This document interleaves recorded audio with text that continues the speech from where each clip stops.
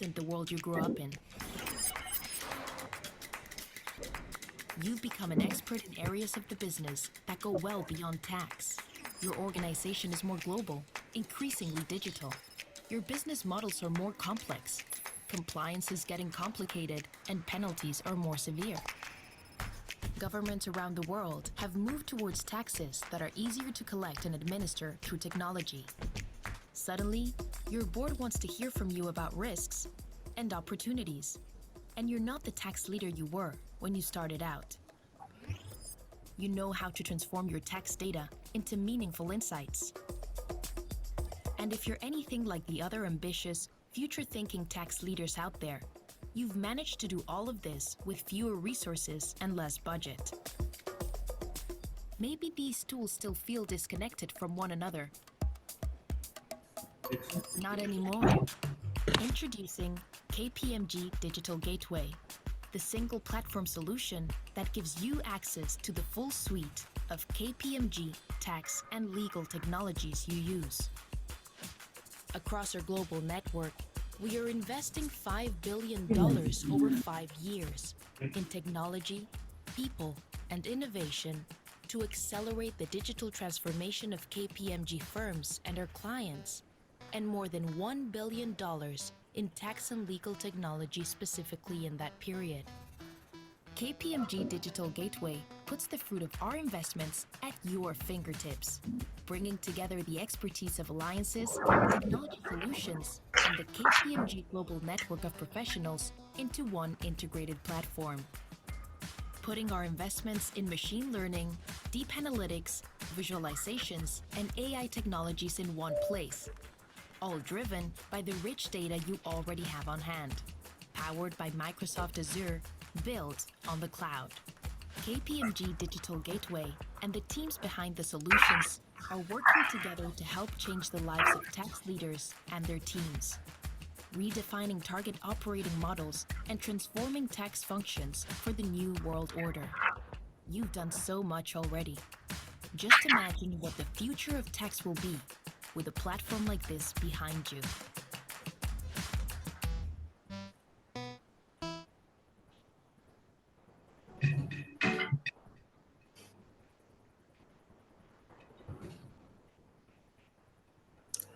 Hello, everyone. Welcome to the first edition of our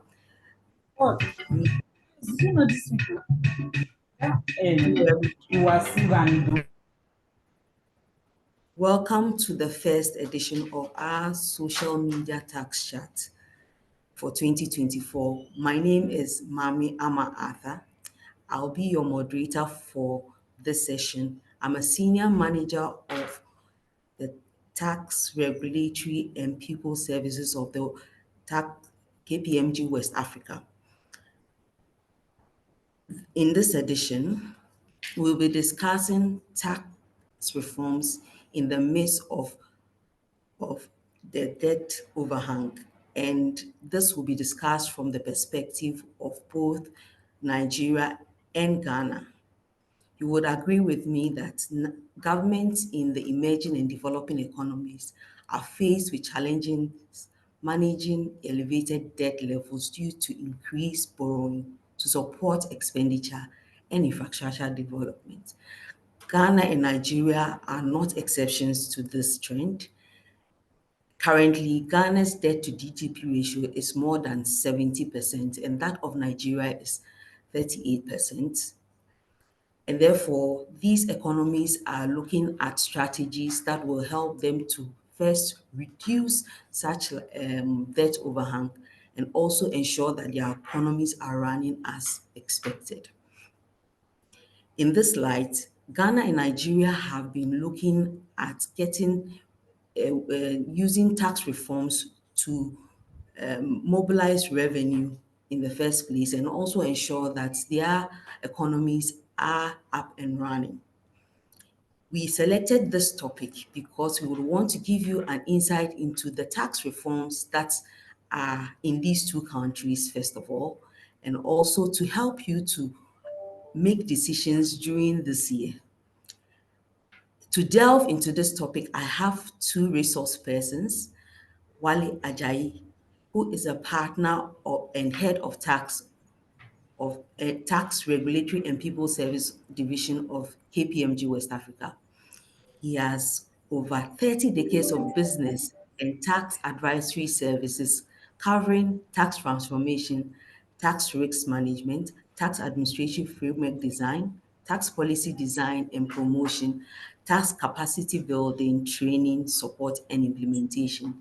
Wale has served as a key resource to various tax advisory groups and has been actively involved in various technical committees on the review of Nigerian tax law and was instrumental in the development of the recently signed Petroleum Interest Industry Bill in Nigeria.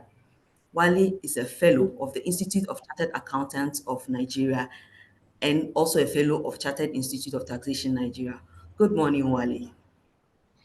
Good morning, Maame. All right. I also have Kofi Frempong-Kore. He is a partner with the Tax Regulatory and People's Services Division of the KPMG West Africa.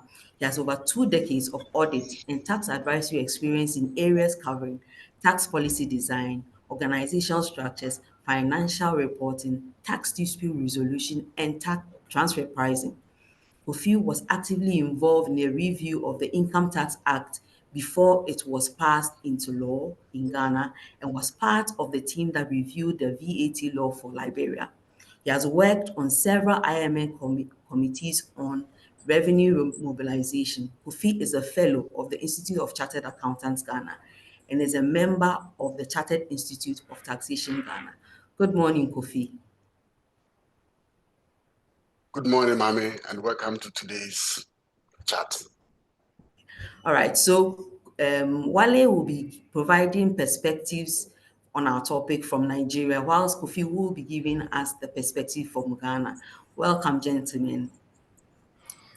Right, before we Thank you so start, much.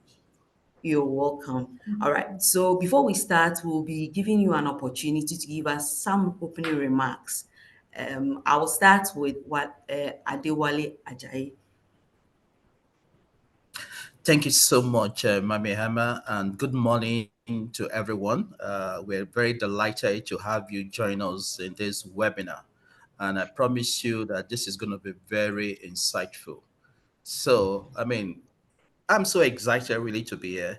And when you look at Nigeria and you look at the debt crisis that we face or the revenue crisis, I know there's been an ongoing debate out there whether Nigeria is facing a revenue crisis or a debt crisis. But the question is, how do you get to debt if you're generating enough revenue? So when you look at Nigeria, it is a fact that we are challenged when it comes to revenue, generating enough revenue. When you have a tax to GDP ratio that is about 11%, then what that shows is that it's not enough, to provide the basic services that the citizens need, right? And research shows that you need at least about 15% to provide those basic services. So we can understand why government needs to increase revenue. And the other thing that is worthy of mentioning is the fact that when you look at the annual budget that Nigeria passes, right, every year in, year out, we've always had a significant, budget deficit. So, for example, this year, our budget deficit is close to about $12 billion, about 9 trillion, in naira. Last year, actual deficit was about $4 trillion. The year before also was about $4 trillion. And so the question is, when you have a deficit that is even in excess of what is in the Fiscal Responsibility Act of three, which says 3%, then there is a problem. Yeah, somebody can say to me, yes, we can actually go beyond the 3%, because there's been an amendment to the act that says the government in Nigeria can actually increase the deficit if Nigeria is facing an existential, crisis, which is what we are facing in Nigeria today. But then again, look at the debt profile in Nigeria. Currently, we have close to about $114 billion in debt, right? And then you're spending close to about 74% of every $1 that we generate, to service debt. So the question is, how can you repay the debt if you're not generating sufficient revenue? And this is a crisis they were facing in Nigeria. And the government knows this. And so this present government, had to appoint a special advisor on revenue. They also had instituted a presidential panel to look at fiscal reforms just to see how we can increase our revenue capacity. And for that to happen, there are certain, enablers that must be in place. And I'm sure, as this conversation goes on, we're going to be talking about those enablers. I mean, chief among them, obviously, is good governance to promote voluntary compliance. So the fact of the matter is that, yes, we're facing a revenue crisis. And if we don't deal with the revenue, we'll continue to borrow, which is the strategy that we've adopted in Nigeria. And everybody knows that that strategy is not sustainable. And that probably explains why the government is targeting a tax to GDP ratio of 18% between now and the next 2 years. Thank you. Thank you. Thank you, Wale, for your opening remarks. We'll take Kofi's opening remarks. Thank you, Maame, and good morning, colleagues and clients that are with us this morning. Indeed, Ghana is in difficult times, and this topic that my colleague has chosen for us to discuss wouldn't have come at a more opportune and appropriate time for us to share light and ideas on how tax reforms are helping to support the government in ensuring that the economy is turned around. And just like my colleague said, in respect of Nigeria, for Ghana, yes, I don't believe that we are in any different situation. We are also very similar in terms of where we sat or where we sit in debts.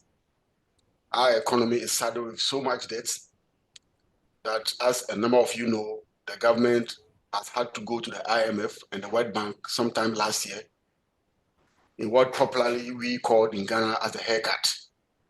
In this light, the government has to now go into what we call the domestic debt exchange program, where government, contrary to the finance and investment laws that we have learned in school, in universities and things, that governments are the best to lend to, they are risk-free. We saw a different conundrum from the textbook literature that we have learned. Government defaulted in its debt to the extent that they now have to renegotiate, extending the tenor of some of them to pay, and then also reducing even the interest that they have already put on those liabilities. As we said, Ghana's debt is about $47 billion as of September 2023, and that is about 63% of our GDP. This clearly is not sustainable, and something needs to be done about it. In terms of deficits, yes, the government also has been running deficits for some time, way beyond our Fiscal Responsibility Act. And it's very interesting to know that both countries have a Fiscal Responsibility Act that sets a limit. And incidentally, both countries have exceeded the limit. Ghana currently was running around 7%, whereas the limit in the Fiscal Responsibility Act says 5%. The Minister of Finance had to go to Parliament to seek approval to go beyond the limit that is set in that act. And that depends, also relies on the fact that a number of revenue measures were not yielding the needed revenues that the government needed, tax revenues that needed. So this is where we are, and that's where we find ourselves in the situation that we have now. So I believe that as we go through and as we discuss these debt reforms, these tax reforms, how government has gotten itself in such situations, we'll be able to understand and also support the government's agenda in bringing reforms to relax, to minimize the debt burden, and also to expand the economies for growth for all of us. So thank you, and I hope that we'll have a fruitful discussion, people sharing ideas and asking questions that we can all delve into to ensure that we have a fruitful session this morning. Thank you, Maame, and thank you, my colleague partner. Thank Mame, you, if I can Kofi. just, provide Yes. some other perspective. I think it's very important for us to state from the outset that even though low debt to GDP ratio is desirable, okay, it doesn't necessarily mean that a country is not healthy, right? The question it raises is the ability to pay. When you look at a country like America, for example, the debt to GDP ratio in excess of 100%, right? Correct. So the question is really, what do you do with the debt that you've accumulated? Now, if you've invested the debt in providing infrastructure, right? Whether you're talking about transportation infrastructure, talking about social infrastructure, you're talking about hospitals, rail or technology, digital gateway. What that does is that it helps to create the right enabling environment for economic growth, to thrive, right? And I think the problem we've had in both countries is that the money that we borrowed, we've not used the money judiciously, right? So we keep borrowing and we can't see the impact of the borrowing. So it's very important for our listeners to know, yes, even though we would prefer a low debt to GDP ratio, but it doesn't necessarily mean, right, that if a country has a high debt to GDP ratio, that country, may have some financial crisis. But of course, it does raise questions about the ability to pay the loan, and which is the issue that Nigeria and Ghana is facing.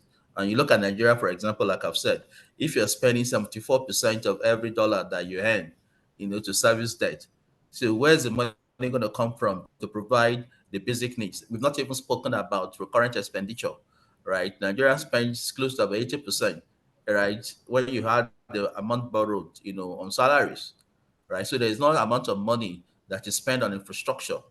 Somebody might even say that, well, we spend so much money on capital, but there's a difference between capital and infrastructure, where you can say every infrastructure item is capital, but not every capital item is infrastructure. So, for example, in Nigeria, we spend money to buy cars, okay, it's capital, but that is not infrastructure. So, I mean, those are the issues that hopefully we would delve into and try and clarify, as the webinar goes on. Back to you, Maame. Thank you, Wale, for letting us know that it's not the debt to GDP that is the problem. It's actually what we are using the money we are borrowing for that is the problem. All right, thank you. Um, Based on what our two resource persons have said in their opening remarks, it seems that this is going to be a very interesting chat. So kindly stay glued to your machines and let's just delve into this. But before we start, we would want to engage our audience in a poll just to judge your understanding of the topic and your views on the topic.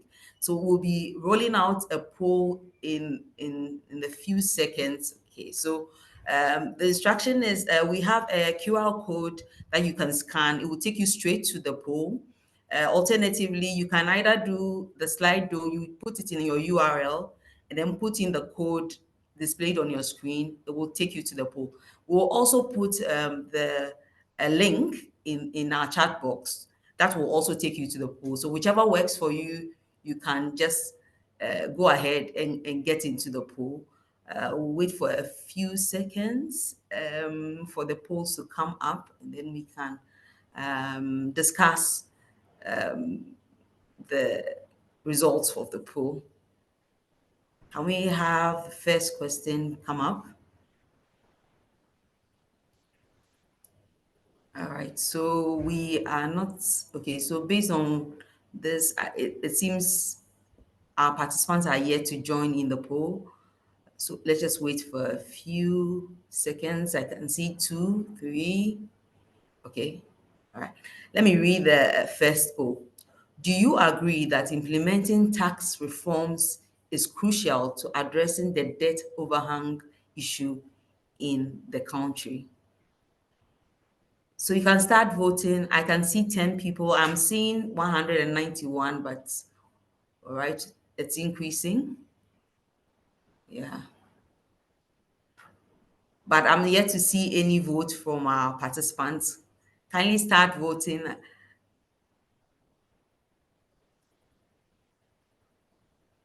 26, okay.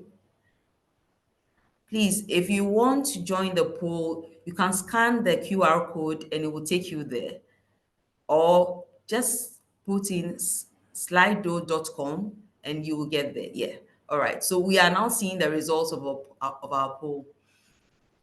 We are seeing, yes, I think so, taking the lead. but with no, I think, I, I think other sources of resources are more crucial. Okay, revenue. Okay, all right. Okay, so for the first poll, we have 38 people. Okay, we are now seeing an increase. All right. So largely for those who have voted, they think that yes, implementing tax reform is crucial in addressing the debt overhang. All right. Can we go to the next one?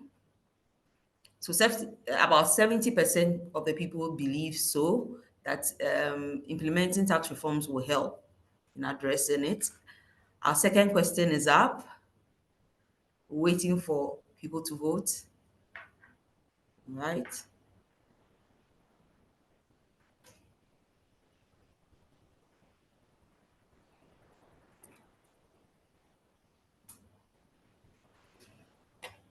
All right. Is it necessary to introduce new taxes to generate additional revenue to address the debt crisis currently faced by the countries? I can see no taking the lead. The current taxes, if spent judiciously alongside other resources of revenue, should be enough to address the issue. That's 90% of our 53 participants are saying yes. No, sorry, no, the taxes are enough. And I believe that should be it. I understand there are some people having difficulty accessing. Okay, so let me check.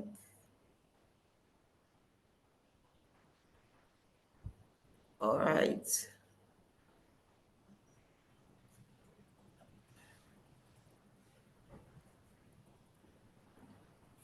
All right.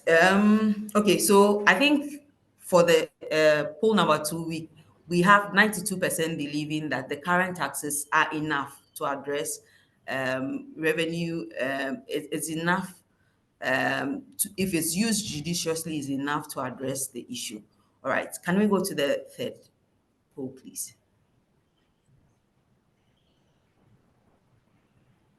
Some people believe that Nigeria or Ghana do not have a revenue problem, but a spending problem.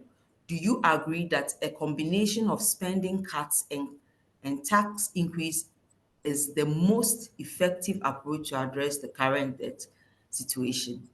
I see yes taking the lead. Yes, I agree. All right. Can I? Okay, so I would want to take some views from our resource persons. Wale, what do you think of the pool so far? This is the fourth one we are doing. What do you think Okay. about Thank- this particular one? How I our mean, it's very respondents interesting. yeah. I mean, it's very interesting to see the perspective that are being expressed. Let me start with the Mm, very first poll. When we ask the question, mm, whether tax reform is crucial, you know, and for economic growth and to address the debt challenge that both countries face, and 75% of our respondents, agree that tax reform is critical. And I can understand, I can relate with that because when you look at tax revenue, it's probably the most stable and most reliable means of generating revenue for a state. Now, when you know what your tax to GDP ratio, it's very easy for you to determine what your revenue will be. So you take, for example, Nigeria, where the bulk of our revenue comes from the oil and gas sector. There's so much volatility, right? And you don't have control over your production. You don't have control over price. But with tax, it's very easy to predict, what your revenue, will be. So I agree with the majority of people. 75% of our respondents that said yes, that tax reform is critical. And what also is very interesting is that 92% of our respondents also says that, look, you really don't need to introduce new taxes, right? All we need to do is to ensure that we'll adopt, physical prudence, physical discipline. And I do agree mm, with that. You don't necessarily have But a word of caution there is that when you're doing a tax reform, you got to have a combination of so many measures. It's also have to take into consideration the economic situation, the prevailing situation in that country. You also need to take into consideration, the type of measures that you introduce and the political and economic context of that country. So where some countries may decide to introduce new taxes to boost their revenue, others may just want to broaden the tax base.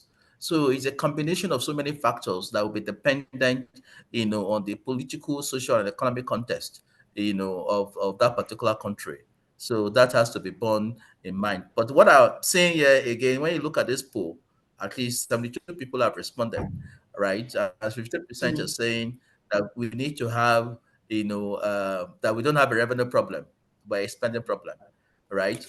And that we need to have a combination of spending cuts and tax increases. Spending cuts is very important, but tax increase really, you don't need to increase the tax rate. You don't need to bring in more taxes, especially given where we are in the two countries, right? Inflation is really on the high side, right? So we've got to be very careful.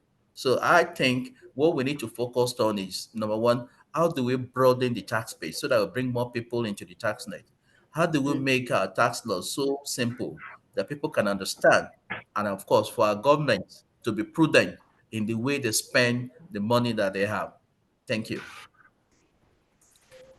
All right, thank you, Wale. Let's just take the fourth and the fifth, and then we'll take a comment from Kofi, then we'll end the poll. So, fourth poll. What tax reforms do you think will effectively address the issue of debt overhang in the country? We've given you examples, so you can pick which ones you believe would be the most effective.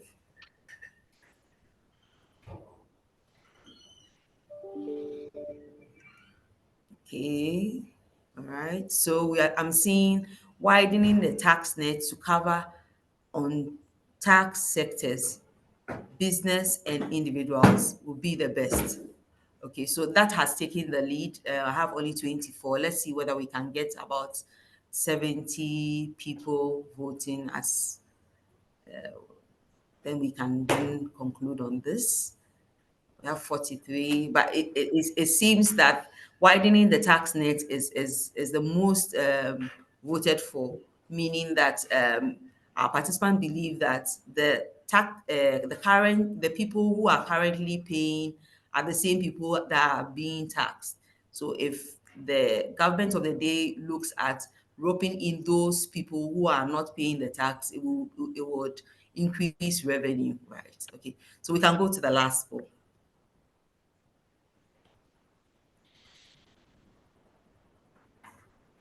Right. As a citizen, are you willing to accept higher taxes on some aspects of your income or spending to help generate more revenue to reduce the debt on the economy? And the reason I'm smiling is because no has taken the lead. I'm seeing 100%, 26 people have voted. And it seemed not to be changing. I guess let's just wait for a few minutes whether we can get some patriots voting on this. All right. So 57. Wow. All right. Kofi, your comment on all the polls that we have conducted, the results of the poll that we have conducted, then we can close this poll. Thank you. Thank you, Maame. And it's interesting, the one where we have just ended, where, of course, nobody is willing to sacrifice. We now have 99%. We have it's clear. One person saying that they are willing. Yeah, it's clear that majority expect to see probably reduced tax rates, which I mean, resonates with me some way, somehow, that then it should also be taken in perspective. So I'm not surprised that people are saying so. And it also boils down to the fact that earlier on, we are looking at the response that we got, I think, on the fourth question, where a number were also supporting the essence of widening the tax net. I believe once that one is achieved, then this question where people are saying that then there wouldn't be any need to increase taxes on individuals or on people, the same people who are paying. If we are able to scientifically and economically broaden the tax net to ensure that people doing businesses and all around, especially within the informal sector, are roped into the tax net, and all of us, and if I say all of us, I mean all of us on this call, I believe that are also paying our dues and ensuring that we are filing our returns and paying our appropriate taxes. If you do so, then I will agree that not necessarily increasing the tax rate on individuals will solve the problem. So yes, I do agree and support this kind of assessment. If I go back to the third question that was, I've been talking on spending cuts and tax efficiencies. Of course, yes, but we shouldn't also lose sight of the fact that where our economies are currently, we are now developing, and as a developing nation, the need to spend. The question I will ask is, where are we spending the resources and the monies and things that we have? As Wale said earlier, if we are sending in infrastructure development, we are spending in social infrastructure, we are spending in roads and hospitals. If we are building schools, just like the government of Ghana did some time ago, where they built a number of e-blocks to accommodate people who were coming out of the junior high school to be able to go to senior high school, where the government is also supporting parents with free senior high school and things. Yes, the issue could come, is it necessary or is it not necessary, but that's another debate for another time. But I'm saying that if you are spending at the right places to help develop the economy, then of course, we shouldn't necessarily be cutting, because that will also be the essence of expanding the economy for growth. Because don't forget, if the economy is attractive for people to come in, because the infrastructure is good, the roads are better, the power is sustainable and things, then you get more businesses also springing up, expanding and giving employment, and then people, so it's sort of like a vicious cycle. So it's not so much. I agree some way, somehow, but what I'm trying to do is that we must necessarily also put spending cuts in perspective. What we could also support our government, or we can campaign for, is to help our government to redirect their expenditure to the appropriate sectors, to the appropriate areas. Also, expenditure is also not necessarily not spending. In taxes or in taxation, you know that sometimes expenditure itself is also even the reliefs and the exemptions that we give. So that, for me, is also the areas that we probably also need to review. What are the areas that we are giving exemptions? What are areas that our government is giving reliefs? Because like I said, in taxation, those are all expenditures. So are those exemptions necessary? Are they required to be given? Are they being focused at the appropriate economic sectors of the economy to drive the growth that we are looking for? So I wouldn't say I agree or not agree, but I'm just wanting to share the ideas and the perspective to ensure and also to understand whether we are moving on or we are not moving on. So yes, generally I also agree, and the first response, which was about 70%, yes, also resonated with me. And let me also say that tax reforms generally is not about increasing of taxes. At least that should be the understanding. You really look at generally your income sources and your revenue sources, and then you need to see, are you expanding? Are you dropping some? Are you increasing some? Because I mean, from time to time, there are areas that become attractive for you to then go look for revenue. There are other areas that you probably also now need to spare on for growth. So you might not then want to tax those sectors, but then leave them to grow. Just like, so that's how we do. So yes, reform is very good, but depending on the state of the economy, the stage where you also want to drive your growth, I would say, yeah, I agree with the responses that come. So thank you very much. All right, thank you, Kofi, for your comments. We will encourage all our participants. If you have any questions, you can put it in the chat box. We'll be taking it as the program progresses. I will be.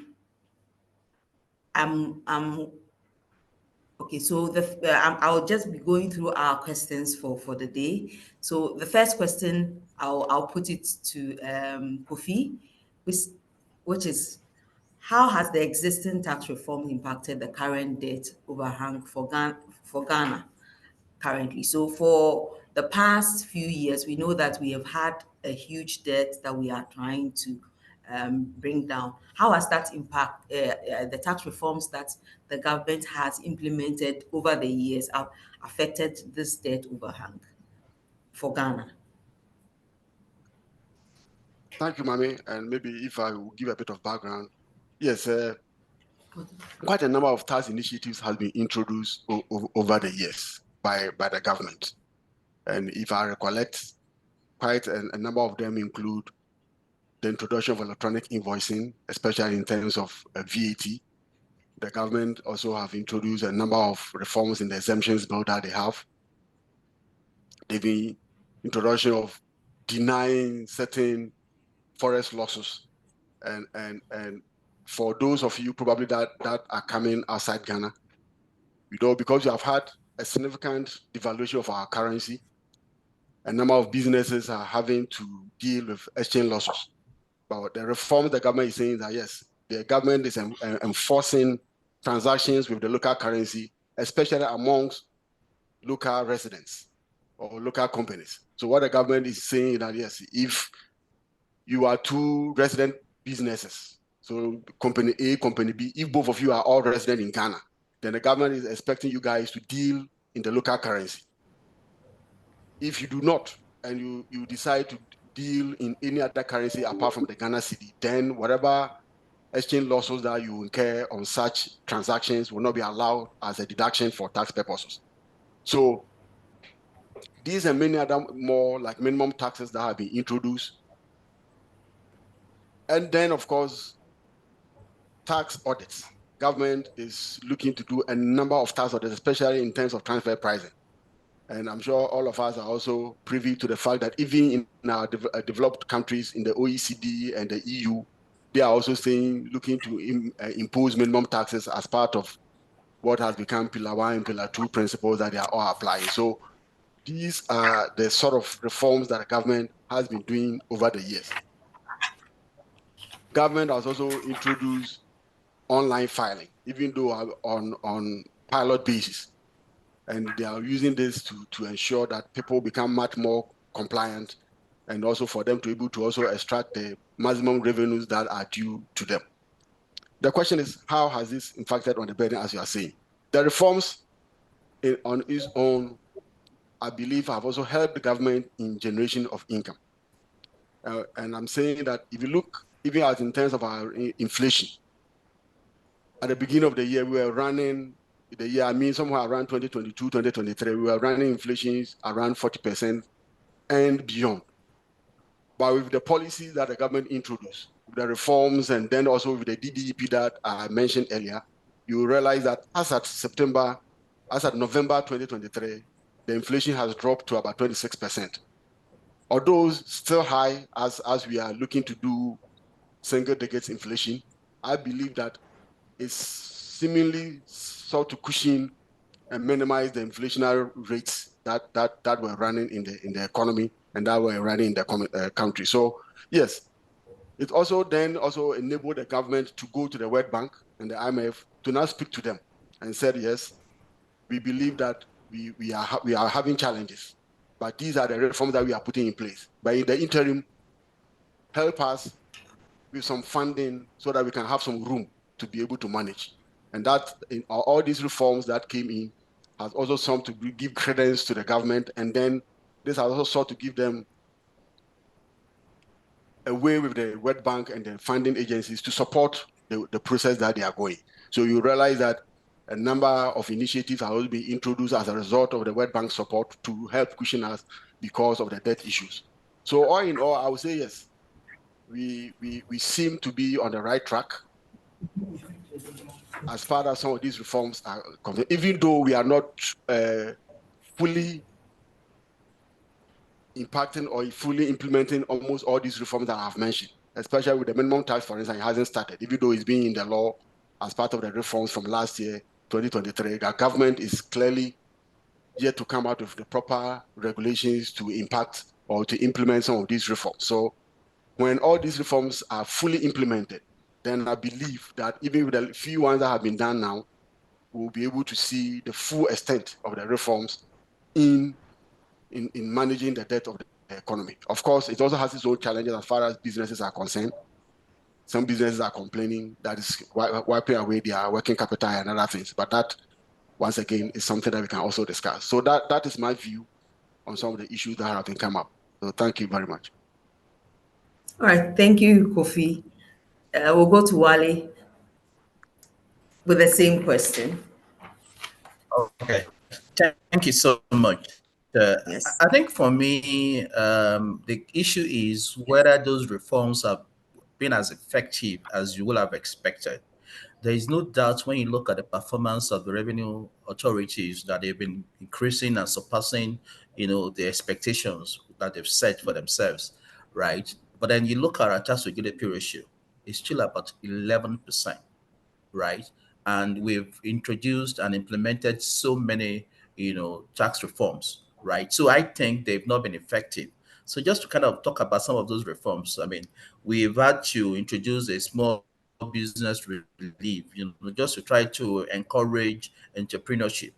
We've had to increase our VAT rate. VAT rate is one of the lowest, right, from 5%, to 7.5%, right? We've tried to simplify, our tax codes, to plug, every loophole, to avoid tax avoidance and any tax evasion issue. We've tried that. We've tried to broaden the tax net. We've encouraged, agencies to share information, but I think they've not been effective enough. And I guess the question is, why are they not as effective as they should be? And that goes back to the root of the question. The last poll that we had, when you ask the question, would people prefer to pay more taxes? Because the question is about accountability. People are suffering. We don't have good governance, right? And because you don't have good governance, as a taxpayer, you are expected, to pay your tax and for government to do its duty, right, by providing you with the basic services. But when you find yourself in a situation where you're paying your taxes, right, and you still have to provide yourself the water that you need, you still have to provide yourself the power that you need, you still have to, pay so much, for healthcare, right? So there is no commitment on the part of taxpayers to engender voluntary compliance. And if you don't have a regime of voluntary compliance, no matter what you do, it will not be effective. That's one. And I think the second thing why I think they've not been as effective as they should be is communication. Most taxpayers really do not understand, the import of these reforms and what they're meant to achieve. And so to the extent that taxpayer doesn't understand, so he cannot benefit, from it. So the strategy for communicating, has got, to change. And of course, the third thing is that when you look at the prevailing condition, right? I mean, this is so tough on so many people. And people are asking themselves the question, what exactly is government supposed to be doing? So when you look at those effectives, all those incentives, right, they've not been as effective as it should be. And government recognizes that. I mean, like I've said in my opening remark. So, for example, in Nigeria, for the first time, we have someone that is dedicated as a special advisor on taxation. And then we've already set up a presidential committee to just take a look at the tax reforms. But what is required, as far as I'm concerned, is that we need a comprehensive tax reform. It's not necessarily increasing taxes, right? We need to look at how do we bring people into the tax net, more people into the tax net. How do we provide good governance, to people? How do we prioritize, infrastructure? I mean, those are the things that we need. And it is only when you have a comprehensive tax reform that then you can then enjoy the benefits, of the initiatives that have been put in place. Thank you. All right, thank you, Yeah, Wale. So Maame, I'll if I yeah. may add on to what Wale said, and one point that he mentioned that I think is clear and should be enforced is communication and then implementation. I mean, in most cases, these reforms are come, there's no education, there's no communication, and then even its implementation also now becomes a problem. There are tax reforms in our laws dating as far back as 2016. As we speak today, no communication, no regulation, no plan of action has been issued on it for us to how it's going to be implemented. Yet there are reforms that were introduced as far back as 2016.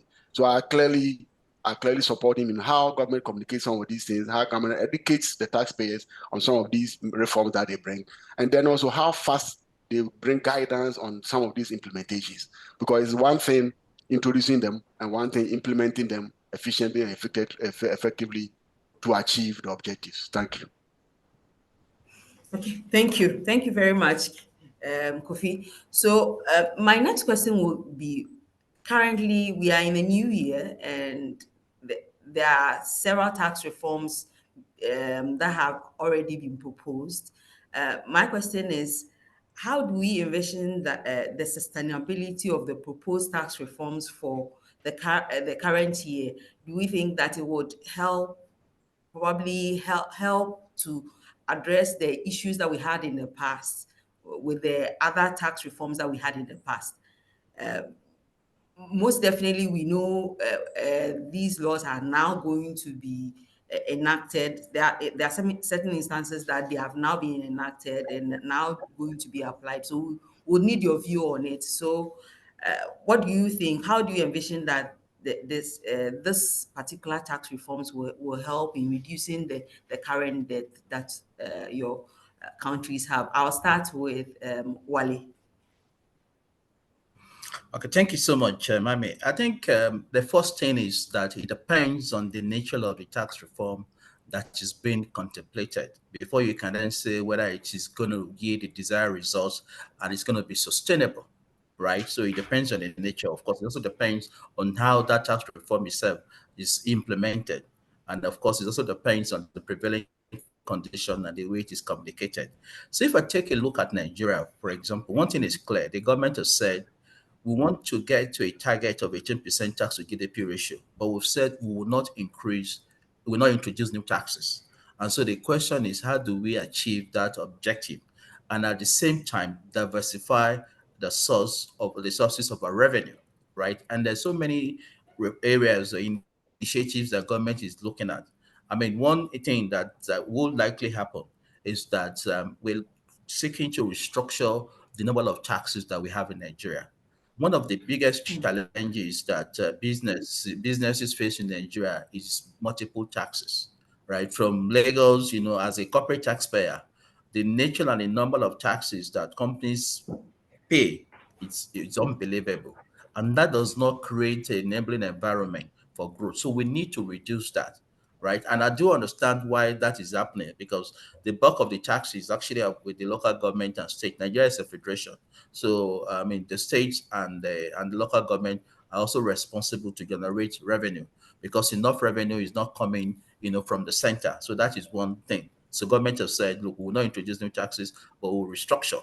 The second reform that they can do, right, is looking at VAT and asking ourselves, do we need to adjust the rate of VAT? Currently, right, when you do a research of about 33 countries in Africa, the average rate for VAT is 16.5%. For Nigeria, it's about 7.5%, right? And if you don't want to increase corporate tax, right, then you need to increase your VAT, rate, right? What it will be is something else. Again, you also have to consider the prevailing conditions because of the impact it's going to have in inflation. Inflation in Nigeria today is about 30%, right? But the good thing about VAT is that it is broad based and it can, cover so many, activities, right? So that is one area that the government can look at. And the third thing that we need to do is how do we bring in the informal sector into the tax net, right? The informal sector contributes so much, to the growth of GDP, and I'm sure the same thing for Nigeria and for Ghana, right? But the question is, there is no incentive, to formalize, the introduction of informal sector into the economy. So how do we ensure they have access to capital? How do we ensure that they have access to finance? How do we promote inclusion? Right? So we got to say to ourselves, we need to provide some sort of incentives, for that, to happen, right? And the other incentive that government has been looking at is in terms of, trying to eliminate, tax avoidance scheme, right? Because, at times when you bring in tax reforms, there are maybe some unintended consequences because people will respond to what you've done, right? Maybe your tax reform, the way you're bringing in an initiative to increase revenue, and people are looking at it is that, oh, I can actually take a double dip. Like in Nigeria, for example, there are some tax reforms that government has done, and there have been an unexpected consequence because people will always respond to what government does, right? So government is seeking to eliminate loopholes. We're looking at the exemptions that we have in the tax law. We're looking at deductions that we have in the tax law. We're looking at provisions that we may be considered as redundant, that you don't really need to have, because at the end of the day, when you bring in incentives, your incentives is to attract investment. But if you are then sure that investor will still invest, irrespective of that incentive, right, whether the incentive is present or not, then that particular incentive is redundant, right? And so what we're trying to do also is identify those redundant incentives and take them out of the tax law.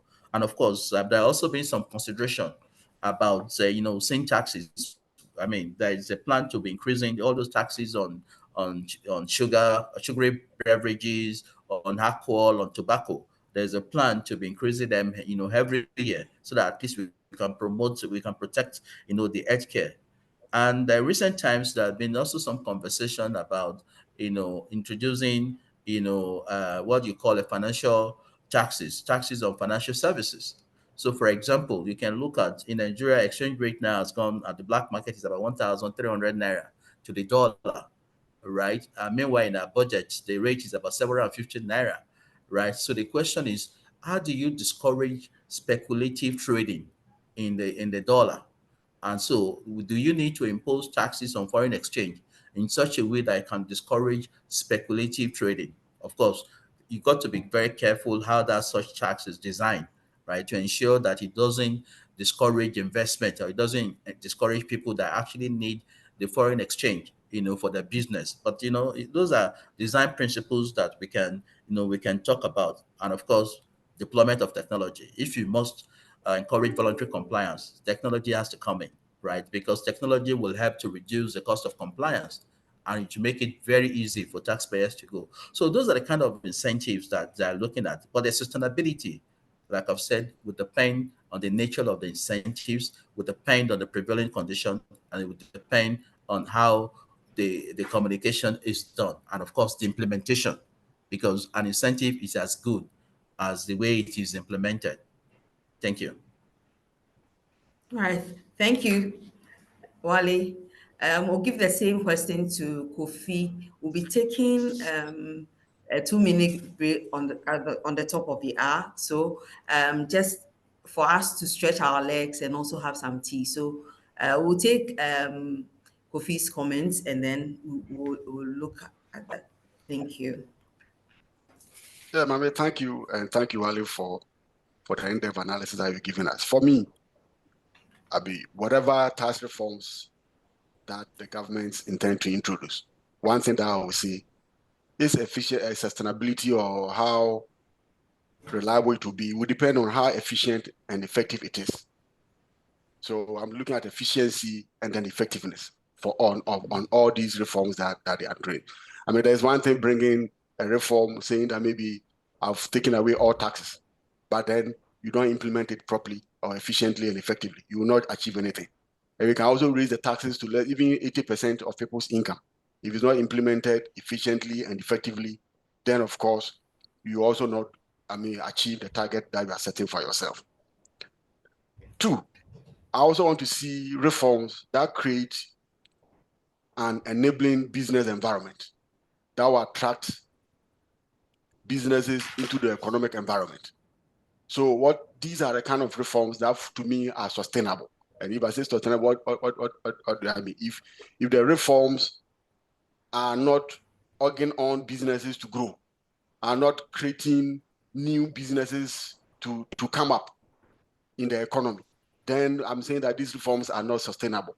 They are rather stifling growth. So I will expect to see tax reforms that will generate growth in businesses that come up, growth in those that are existing, how there will be a turnaround in their operations, growth also even with the informal sector, as Wale said. I mean, because for both countries, the informal sector is very huge. And that is the engine of growth for us. What are the reforms that are earmarked or targeted at those people? I will expect to see reforms in that area. He mentioned technology. Yes, we are in a technological advancement stage. So I would expect that the government should be able to use AI or data mining systems to be able to analyze our informal sector, and then based on that, have people that can analyze those data and then propose a proper reform for such sectors. The situation where we find ourselves, where those in the informal sector and even those in the main sector seem to be battling with the same tax reforms, the same tax rate, the same tax and understanding and things are not working. And I believe that we need to distinguish or differentiate and segregate these two economies, the informal sector and the formal sector, and then pursue each of them with specific reforms that would drive and auger growth. So that is for me also a second thing I need to do. And thirdly, fiscal discipline. If you go back to the polls that we had at the beginning of this, people are concerned about how government is utilizing our tax revenues.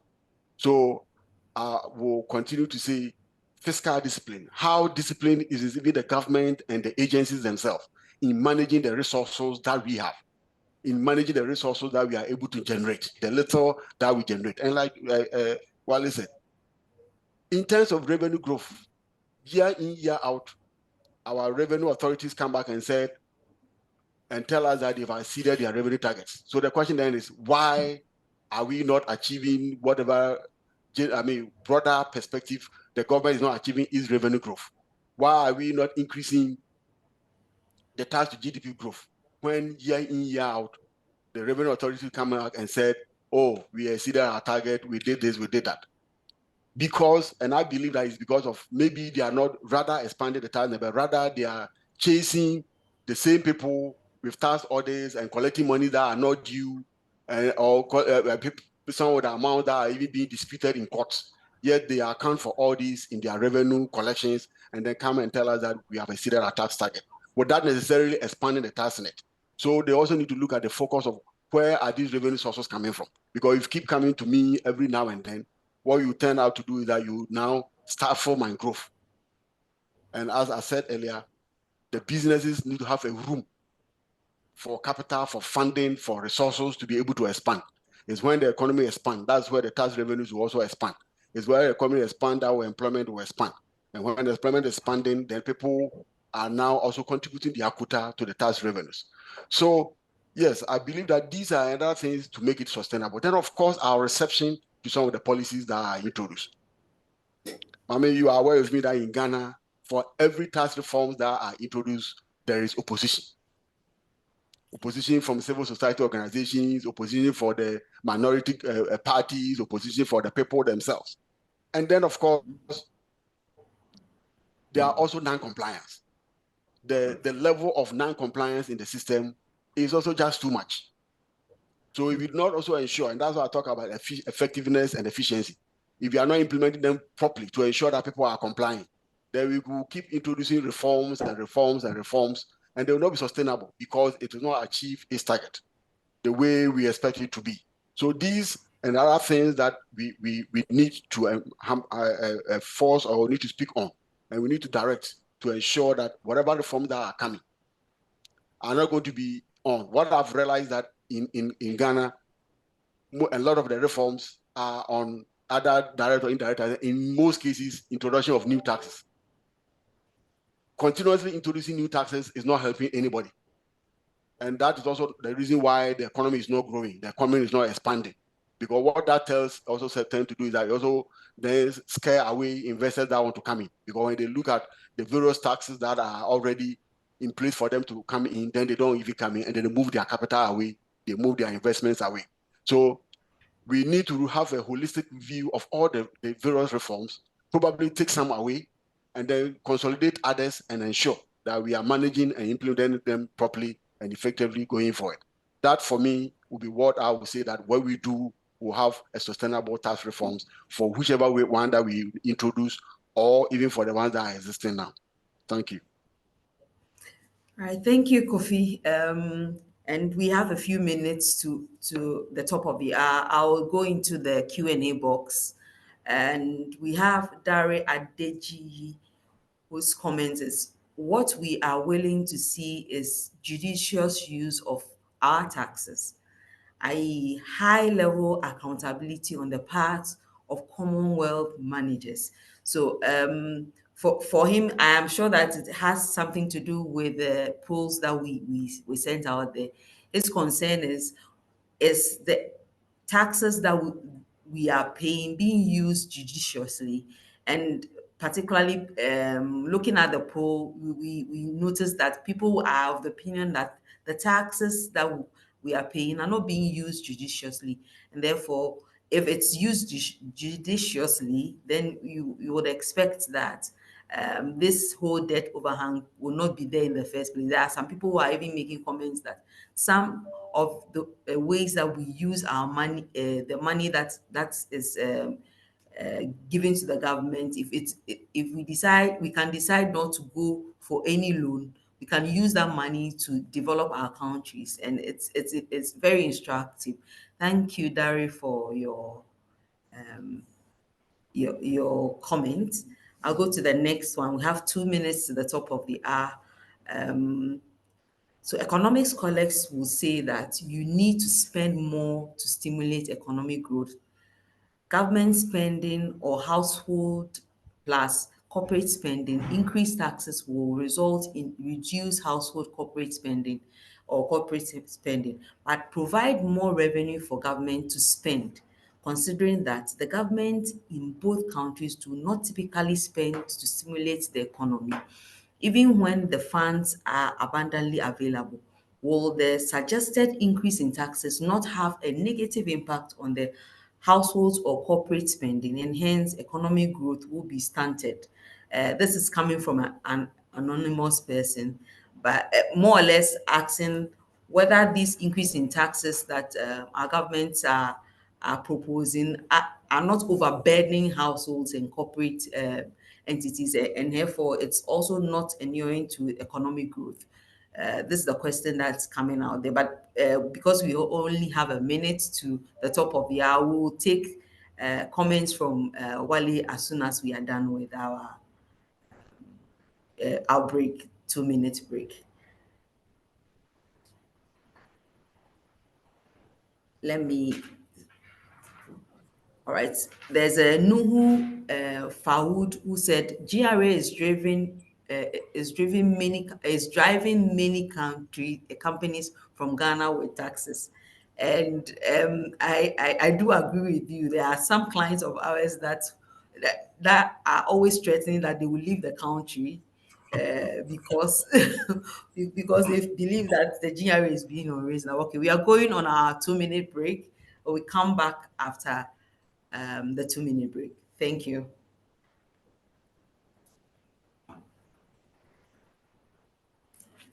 Yes.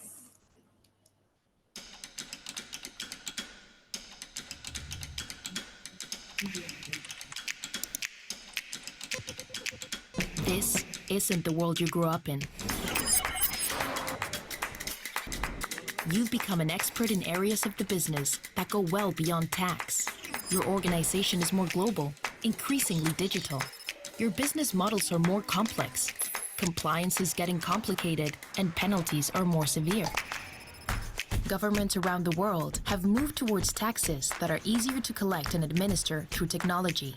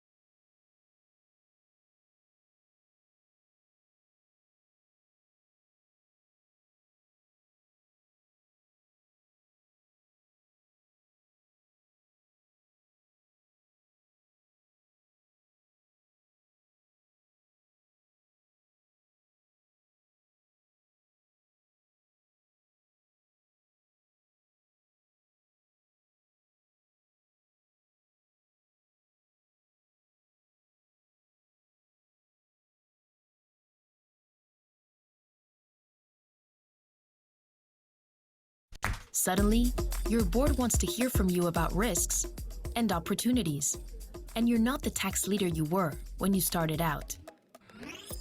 You know how to transform your tax data into meaningful insights. And if you're anything like the other ambitious, future-thinking tax leaders out there, you've managed to do all of this with fewer resources and less budget. Maybe these tools still feel disconnected from one another. Not anymore. Introducing KPMG Digital Gateway, the single platform solution that gives you access to the full suite of KPMG tax and legal technologies you use. Across our global network, we are investing $5 billion over 5 years in technology, people, and innovation to accelerate the digital transformation of KPMG firms and our clients, and more than $1 billion in tax and legal technology specifically in that period. KPMG Digital Gateway puts the fruit of our investments at your fingertips, bringing together the expertise of alliances, technology solutions, and the KPMG global network of professionals into one integrated platform. Putting our investments in machine learning, deep analytics, visualizations, and AI technologies in one place, all driven by the rich data you already have on hand, powered by Microsoft Azure, built on the cloud. KPMG Digital Gateway and the teams behind the solutions are working together to help change the lives of tax leaders and their teams, redefining target operating models and transforming tax functions for the new world order. You've done so much already. Just imagine what the future of tax will be with a platform like this behind you.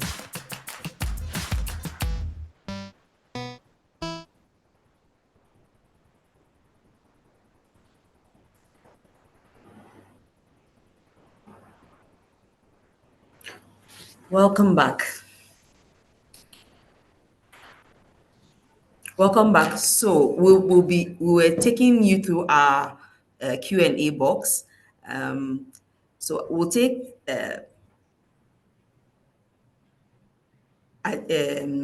Wale's comment on the anonymous attendee who was of the opinion that households are going to suffer if we were to increase taxes. I guess Wale will take us through that. Thank you. Well, I think my response to that is yes, I do agree with what that person has said. But at the end of the day, the question is, how do we generate enough revenue? I mean, like I've said, when it comes to generation in revenue, there is no one size fits all, right? You have to implement several tax reform initiatives, right? And I also believe that you don't necessarily need to increase your taxes or introduce new taxes, but there may be at times when you need to introduce taxes. So, for example, I spoke about the taxes on financial transactions. So, in Nigeria today, one of the reasons why the naira has been depreciating badly against the US dollar is because people are speculating, right? Again, of course, the main issue is that because we don't have enough dollar, right? But the primary issue that because you don't have enough dollar, people are speculating because people don't know what the rate, is going to be in the next 2 days or 3 days. And so the question is, how do you ensure that you discourage, those kind of systemic or address the systemic risks and discourage speculative, trading in the dollar? And so you may want to introduce transaction tax, right? But you can design it in such a way that it is fair and equitable, right? But I think when I speak specifically about Nigeria, there's so many things that we can do, right? We need to bring as many people as possible into the tax net. How do we deal with the high net worth individuals? In most jurisdictions, personal income tax collection is always higher than corporate income tax, right? But in Nigeria, it's the reverse is the case. Corporate income tax is higher, and yet Nigeria has, one of the highest number of billionaires, right, in Africa. And yet we're still not generating enough revenue Of course, somebody might say to me that those billionaires obviously don't pay no personal income tax. The source of income they get is investment income, and so they pay your withholding taxes or what have you.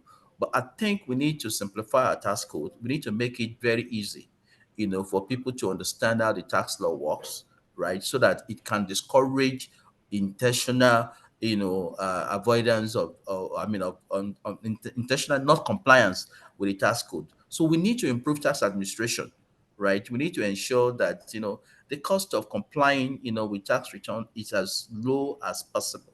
That has to happen. And of course, education is extremely very key. So I agree, we don't need to introduce new taxes, but there are times when you might need to be able to address some systemic risks, in the system. And this is what government is doing with saying taxes, right? That is what government wants to do, with the financial transaction tax that I've spoken about. But I think at the end of the day, it boils down to one thing and one thing alone. How do we hold government accountable for what they're doing? And how do we ensure that we use the money that we're collecting judiciously, right? How do we ensure transparency in the collection, and utilization, of the taxes collected? So those are the things that we just need to take into consideration. And you and I, needs to play a role. It's not enough to say, well, government is not doing anything and we don't do anything. We have the power at every election to replace the government, right? But we don't do that. We don't pay attention to that, again, depending on your political affiliation, right? And I'm sure, people will tend to respond to issues based on which party they are affiliated to. But at the end of the day, everyone has a role to play, and that role is to hold government accountable, for what they're supposed to be delivering. Thank you. All right, thank you. All right, thank you, Wale, for the response. We'll go to the next question. Richard says, on the issue of expanding the tax base, how can the government integrate the informal sector into the tax net, considering a lot of these already pay informal tax to hoodlums? Kofi can take that. Thank you, Maame, and thank you, Richard. I wouldn't know whether indeed they pay to hoodlums. That is off record as far as my response is concerned. But you are right. What the government needs to do is have an intentional policy towards the informal sector. And what I would say is that the first thing probably that they need to do is to be able to identify them and register them. That is where we are lacking, especially as far as Ghana is concerned. If you go to our biggest market, where we call Makola or Rolling Circle or whatever, there are millionaire businesswomen sitting in the sun there doing businesses, and they are running multi-million-dollar or Ghana city businesses out there. But the question is, how do we identify them? We walk around them, we go there, but how do we get them into the system so that at least they are recognized and then they contribute to the government instead of to the hoodlums, as the person who put the question put it. And for me, that what I'm saying, that the government need to identify them, need to register them, need to have a seamless tax, not probably a simplified tax for them, so that it's easier for them to even pay to the government than to turn to a third party who come to them to now collect the taxes from them, because they cannot manage the systems. So that for me is one. What simpler tax system can the government do to them? How do we identify them? How do we register them? We started to introduce what we call the tax identification numbers. In Ghana, we have done what we call the Ghana card. The issue is, what have we done with all these databases that the government has at its disposal? And that's why I mentioned probably data mining at the beginning of my of this discussion or this chat. What can they employ an expert in data management to mine that data? Who are these people and where are they in terms of their businesses, their locations, and other things? And how do we now also get them to contribute their minimal interest? Because we make the issues complex for the informal person, you find a way to also outsmart the system. And that's why if it becomes too complex, too technical for the person dealing in, let's say, spare parts at Aboso Kanya, as you say it in Ghana, then of course that person is not going to bother himself or herself to now go look for any tax authority or any tax officer to go and pay taxes. Rather, they will prepare to then maybe pay to somebody else who will not come. Then also the question then is, how do we give accountability to the people that are also supposed to be managing it? Because in all this, I know very well that the revenue authority also have people who oversee such sectors. The question is, how much have they taxed them to bring as compared to how much they bring? And how are they remunerated? Could they then, of course, probably also have a system in place to motivate their own staff to bring in the resources to the government pool and then being compensated for it, as compared to they rather becoming their own task managers? Because I mean, let's face it, what the questioner said, there are people who are working for the government, but they are also working against the government. There are people who take their salaries from government for the work that they are doing, but they are not doing it. They are rather going and collect the tax revenue and put in their pockets. These and many more are the things. So I believe that yes, the system of registration, the system of recognizing, the system of simplifying the tax system for them. And there's a similar one for our pensions. You know, the pensioner regulator realized that a number of people are in the non-informal sector and they are not paying social security because they are not resident. They came up with a policy. Okay, yeah, we have an informal sector pension. Come there, volunteer. How any amount that you yourself want to contribute to your pension, come to me and register. And they set up a resource. They set up an office. They set up a regulator for them to manage them. And people are willingly going there to manage pensions for them. When these tier 1, tier 2 and pension funds and things came, you could see how over a year, I mean, within a 10-year period or a 3-year period, how they are able to mobilize revenues, resources from informal sector in terms of people managing their pensions because they believe that it's not going to go to the government, or they are also not clear in what the informal sector pension funds, the tier 1 and tier 2 are telling them. They understand the communication. They understand the principles. So willingly, they go there and then contribute their quota. And these people are being able to generate or mobilize significant amount of resources that they are even lending to the government. So that we could learn or study the modalities and the principles underlying those ones. And then the government can then also implement in the similarly in that same way to then mobilize revenue from those sources. So that would be my comment as far as that is concerned. Thank you. All right. Can I have Maame, if you don't mind, let me add some Yes. additional perspective, to this issue of how do you bring the informal sector into the tax net. I think it's no rocket science, right? Again, and I think the problem we have at times is that we like to reinvent the wheel. Other people, other countries have gone through this process, and they've implemented initiatives that have worked. And the question is, why do we keep reinventing the wheel? There is an adage that says, if there is a will, there will be a way. And I think the issue we have in Africa and Nigeria and Ghana in particular is that our tax authorities are so happy dealing with those in the formal sector, right? They don't want to go outside of that comfort zone, okay, and look for taxes elsewhere. And that is why they keep doing audit of the same countries year in, year out. The trick is you got to bring in those people, that are not within the tax net, right? In terms of doing your risk analysis. So there's a question of a will. And I think at the end of the day also is a question of good governance. Where there is good governance, people would automatically respond appropriately because people don't perceive good governance and they say to themselves, look, why should I pay taxes when government is not doing anything for me? And people have forgotten that tax is not quid pro quo. So it's not a question of, well, government must do something, then I will then pay my taxes. Government can't do anything until you pay your taxes because government need the revenue to do the taxes. So good governance will go a long way. And I think the other thing is, look, when you look at the people in the informal sector, they're so small, right? They're fragmented, right? And so what we need to do is to be able to promote financial inclusion and access to capital. By the time they're getting into the banking sector, you are able to identify that, right? But here in Africa, access to capital is next to nothing, right? And financial inclusion is really nothing. Even though government will talk about what they need to do, to promote inclusion, but we just don't walk the talk. So that is an issue that needs to be, dealt with.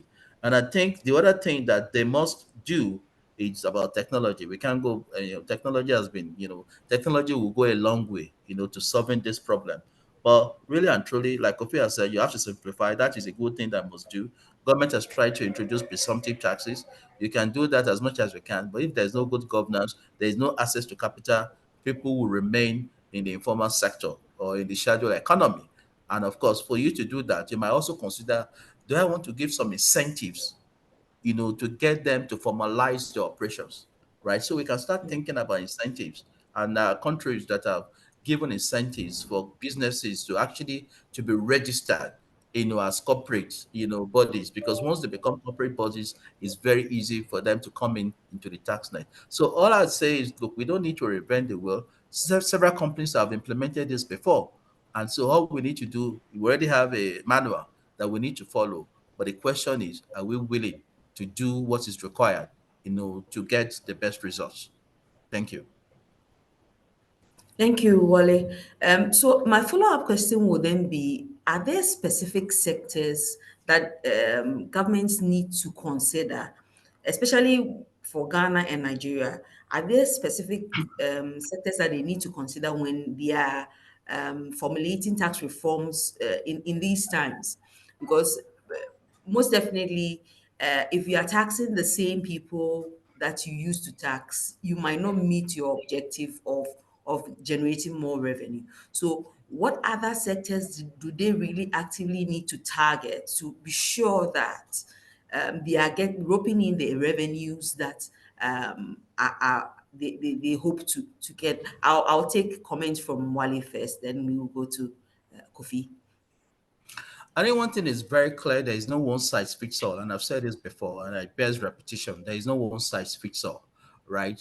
And I think it's very important for us to understand that there are some sector-specific dynamics that we need to consider, right? Before you introduce a tax reform, right? We need to identify the challenges in those sector. We need to identify the opportunities in that sector. And the question, of course, is, why do you need to do that? Because what you don't want, right, is that you don't want unintended consequences, right? And all you want to do is to be able to generate revenue, and increase growth. So let me start with some sectors, for example, right? So take agriculture, right? Everybody knows that in the agri sector, the income pattern is unique, right? Farmers tend to make money during harvest, right? During off season, they don't make money. Is it possible for us to design a framework, a tax framework that would take that, into consideration? Because you can't just tax them like the way you tax another company. If you take the oil and gas company, the energy sector, okay, one of the burning issues in the energy sector today, has to do with, with the environment, because the energy sector contributes the most of the emissions into the sector. So are you going to be looking at, carbon emission tax, to be able to address that? So it's not something that can apply to every sector. And then again, you can talk about the healthcare, right? I mean, because you know that, I mean, you got to ask yourself, am I going to be, what kind of incentives can I put in place to encourage incentives in that sector, right? If they spend so much money on equipment, can I give them some sort of tax credits on that? Then number two is the issue of the sin tax that we've spoken about because of the health issues, the money that government need to spend to address the resulting health issues. So every government everywhere in the world is thinking of introducing sin taxes. You're paying tax on the use of sugar, on alcohol or beverage, right? That is one issue. You can also look at the consumer industrial market, right? And people are saying to themselves, look, how do we promote innovation in the consumer industrial market? Can I offer tax credit? Can I give a targeted incentives like pioneer tax that we've done in Nigeria, right? I mean, those are the things that companies are looking at. Hospitality and tourism is one sector again. Now, the major issue there is always consumption tax, right? Whether you're talking about VAT or you're talking about goods and service tax, right? How do you design it in such a way that you can generate enough revenue, from that sector without killing the sector, right? Because it's very important. You look at what Rwanda has done. I mean, Rwanda has become a tourist haven, because what they've done is that they've simplified, the tax process, right? And so those are things we need to look at. And then again, you look at the small scale business when you take them as a sector, right? Which is what we've spoken about, enterprise business. Now, do you want to give them some small tax, some sort of small business relief, to encourage them? So, for example, in Nigeria, we've said if your revenue is less than 25 million, right, in Naira terms, you don't even pay corporate tax, right? If you're between 25 and 100, then you pay 20% lower tax rate. So you can give some incentives. Then you look at the corporate, the big companies themselves, what kind of incentives that you have. But one thing is clear is that you cannot design an effective tax reform if you don't consider the opportunities and the challenges in the sector. There is no one size fits all approach to it. Thank you. All right. Thank you, Wale. And for Ghana, I am aware that in the recent budgets, there's an attempt to, try and channel specific tax reforms with certain industries. So the same question to Kofi. What is the government really seeking to do with these ones? And do you think that they will be effective in addressing this debt overhang? What other areas do you believe that if they were to bring in would address the debt overhang? Thank you, Maame. And if you want my honest opinion, my initial response would be no. I don't believe that those policies or those reforms will generate the needed revenues that the government is looking for. And why do I say so? I say so because you realize that even before the budget, that is KPMG, we ourselves did what we call the pre-budget survey. And it was clear from the pre-budget survey that a number of businesses or industries were looking at for certain withdrawal of certain taxes. Unfortunately, these ones were not withdrawn. Rather, new ones have been added. And what that happens is you are just probably killing the hen that lays the golden eggs, because what it means is that the taxes are just becoming too many on them. And I'm right. Yeah, we are talking about COVID levy, we are talking about growth and stabilization levy, we are talking about national fiscal stabilization levy, we are talking about a whole lot of other things. And these are all taken from the businesses. And if people do not have the funding, the capital, what they do to expand their businesses is reinvestment into their business of the profit that they make. And if all these profits are taken one way or another from one tax or another, from growth and stabilization levy, from increase in taxation and from other things, then of course, nothing is left for them to reinvest into the business and to expand. So for me, we need to relook at a number of those taxes that we keep introducing and adding on. The adding on is not the issue. And I'm saying that we also need to be specific in looking at other areas. In the COVID era, not too long ago, we all saw how badly it impacted the tourism industry. A think tank was formed for which, we made some contributions, how the government could support the tourism, i.e. the hotel industry, by giving them some incentives and some leeways and other things, because businesses completely collapsed. And as we speak, they are yet to come out of that era, especially in Ghana, even though we seem to boost tourism. And we expect that the tourism will drive also other source of revenue for the government. But the question is, how have you addressed the concerns that they raised? When their businesses for 2 years collapsed, and they couldn't have anything. They had fixed costs that they needed to pay. They have huge taxes that they needed to pay. If you do not address those concerns, then of course nothing will work. And I'm saying that yes, we should be specific, we should be intentional, and we should be identified them. Wale, you mentioned agric. Fantastic. In Ghana, we have location incentive for those who go outside the capital to go and set up businesses. But we look at our infrastructure. Very poor. Road infrastructure bad. Warehousing infrastructure bad. So the people who happen to go and find themselves there end up also not expanding, not growing. And what will happen is that they collapse. So whatever the location incentive that we give them does not yield the needed benefit that they are expecting. Because if they produce wherever that they are, because of poor warehousing facilities, no refrigeration in those facilities, power issues, bad road infrastructure, they are not able to even bring the goods to wherever that is demanded. So we have farming, large tract farming situated somewhere because they want to take advantage of the lands situated there. But the industries that are even supposed to process them are sitting in Accra.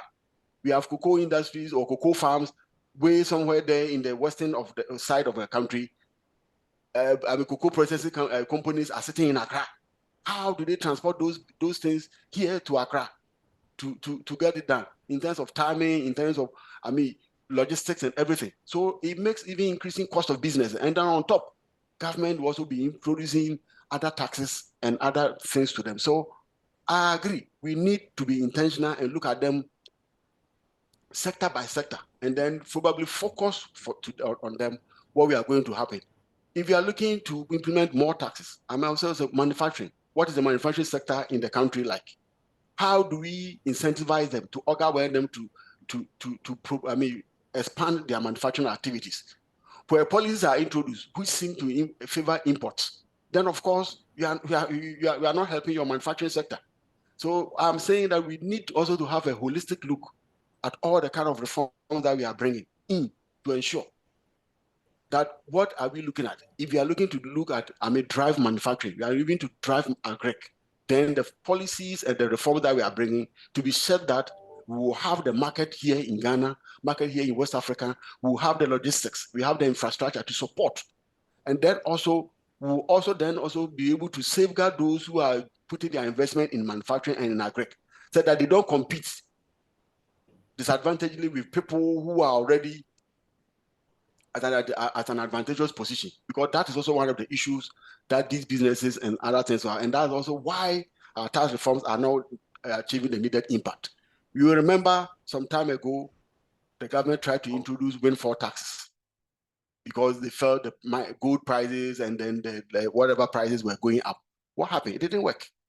It didn't work. The target that they sought to break, they never got anywhere near the target that they set for themselves because they did not think through them properly, and they did not also focus clearly in what they felt that maybe gold prices were going up, so let's go there and collect some money. If you do those haphazard approach or informal approaches, you will not achieve those of 30. So I believe that we should have a long-term view, and the government should be aiming at where do we want to drive? Do we want to be a manufacturing entity, a country?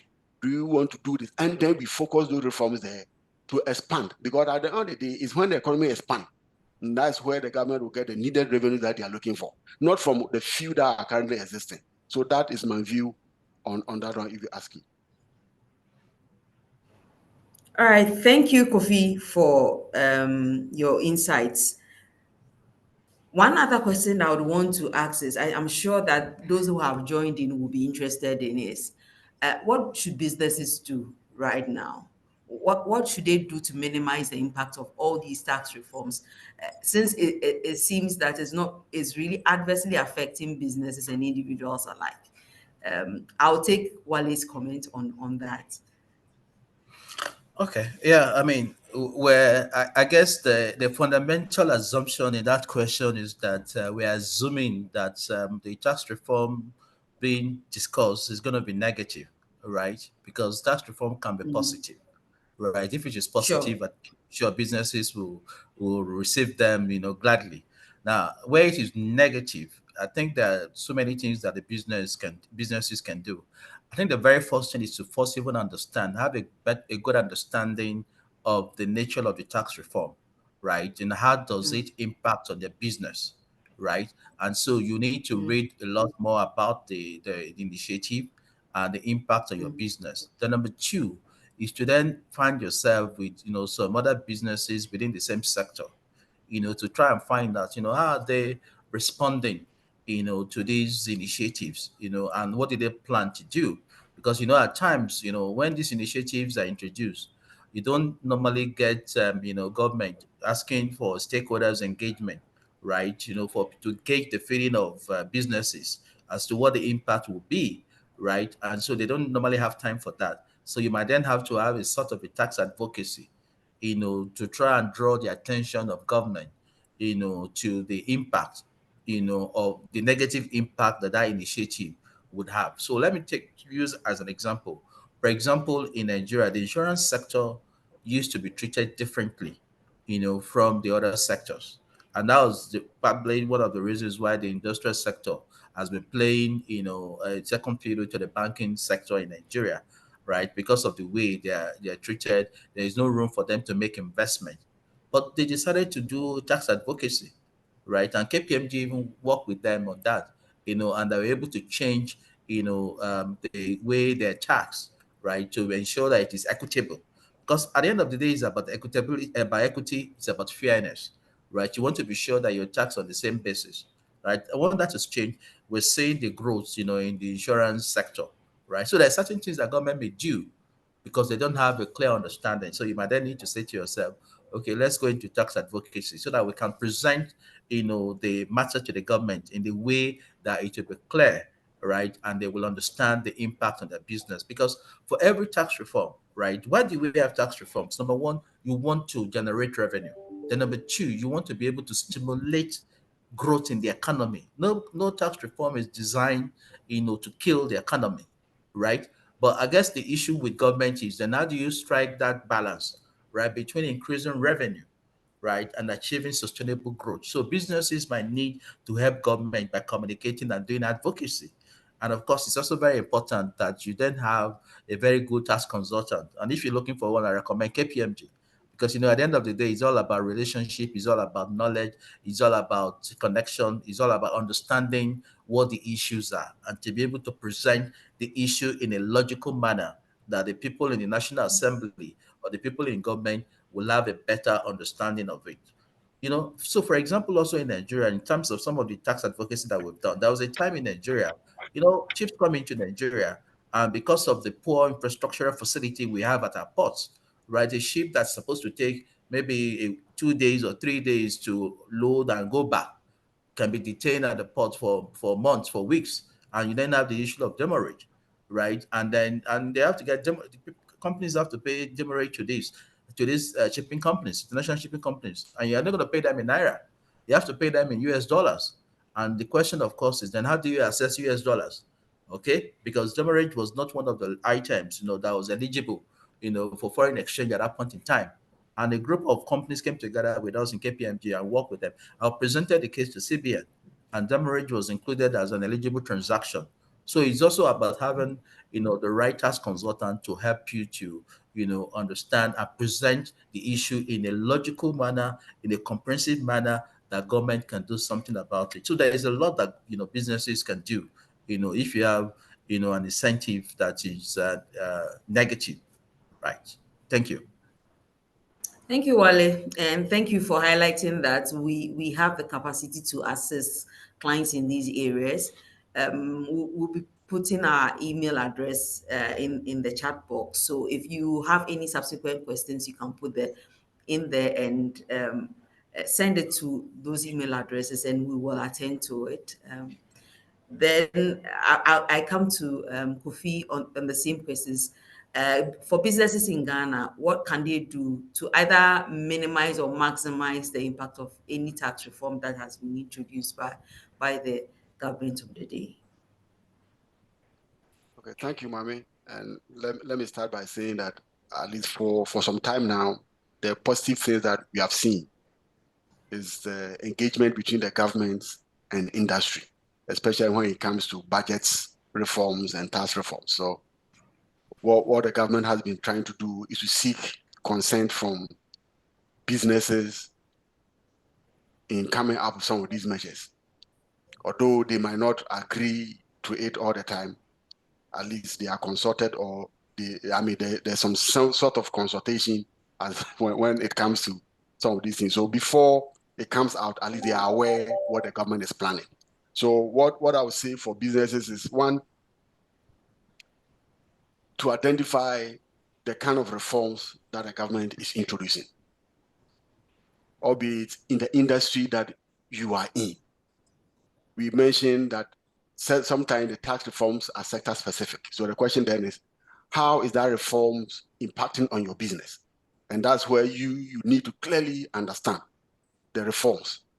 If you do not understand, then as Wale said, you need to seek consultation with KPMG so that we could then support you or try to clarify those reforms to you and their impact on your operations. Then, of course, I also tell businesses to do tax planning, because whichever way, when taxes are introduced or tax reforms are done, tax planning then becomes very, very necessary. i.e. how you manage your cash flows in planning your businesses and ensuring that what can you do differently in order not to suffer those tax reforms, if that is if new taxes are introduced. So you also really look at your operations in general. Are there areas that you can have benefits or advantages in managing or minimize your tax risk that goes to those reforms that are coming? So I believe those are also some of the other things that they should be also be doing. While I mentioned advocacy, and I believe that we cannot do without that. It's very, very important. And in my previous contribution, I mentioned what the hotel industry did during the COVID era, that they will continue to pursue the government in terms of support. Unfortunately, in Ghana, there are conflicting interest parties, and I'm sure it keeps playing out from time to time, especially when reforms are coming. And the two that I'll mention maybe on this presentation, what we call the AGI and the GNCCI. AGI is Association of Ghana Industries, and then the Ghana National Chamber of Commerce and Industry, as against the other group that they call GUTA, Ghana Union of Traders Association.